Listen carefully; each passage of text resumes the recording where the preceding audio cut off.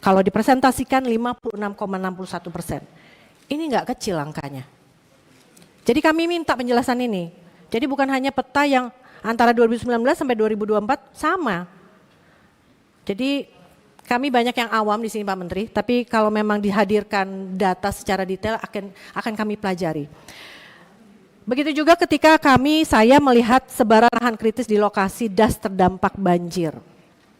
Kalau kita perhatikan satu-satu, ini dalam kawasan hutan hektarnya dibandingkan dengan luar kawasan hutan, ini ada yang signifikan sekali luasnya, lahan kritisnya. Ini mohon maaf, apakah tidak pernah terpantau ini? Dan ini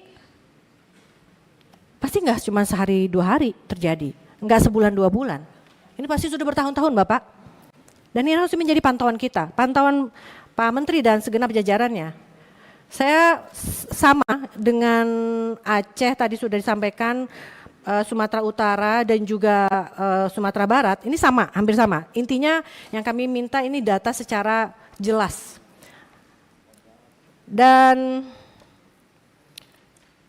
oke, ini tadi Pak Menteri juga menjelaskan penegakan hukum.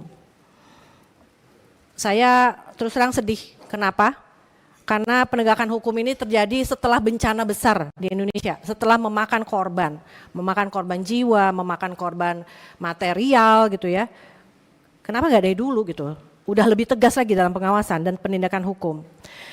Lalu di halaman 26, Bapak menjelaskan juga, sebagai tindak lanjut setelah sebelumnya mencabut 18 PBPH seluas 526.144 hektar.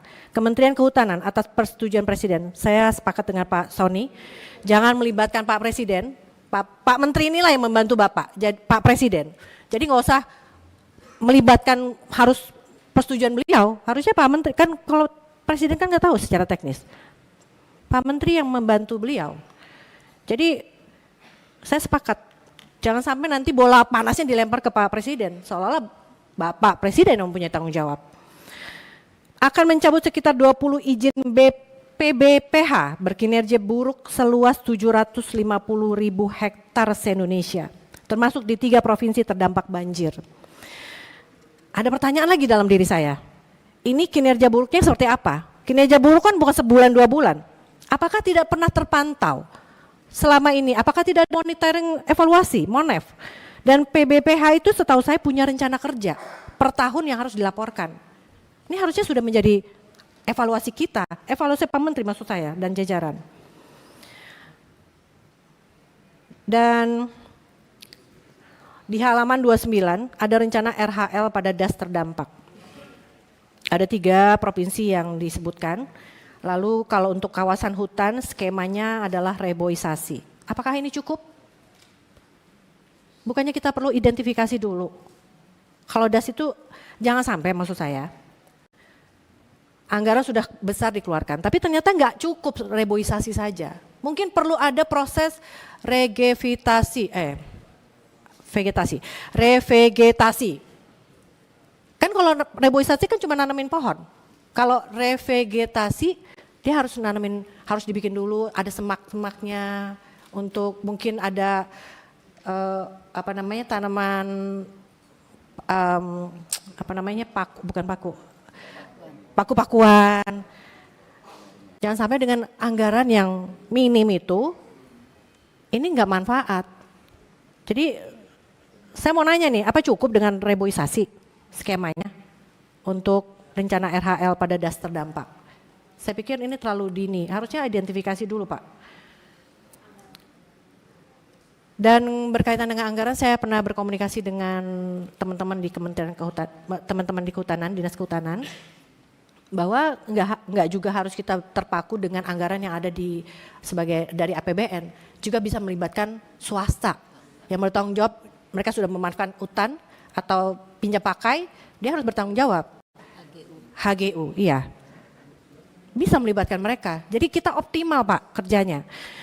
Lalu di halaman 30, poin 4 mendorong pembentukan Satuan Tugas Pengelolaan Das Lintas KL dan mengembangkan sistem aplikasi untuk pemantauan terhadap mitigasi banjir sebagai early warning system di DAS, termasuk digitalisasi pemantauan, pemenuhan kewajiban, pemanfaatan dan penggunaan kawasan hutan.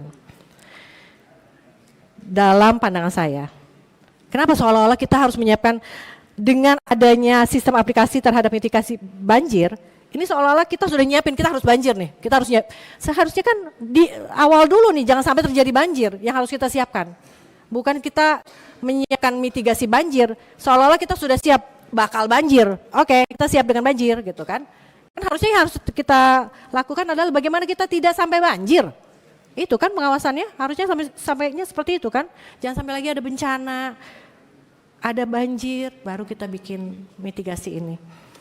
Saya rasa itu Bapak, Pak Menteri dan jajaran yang saya hormati.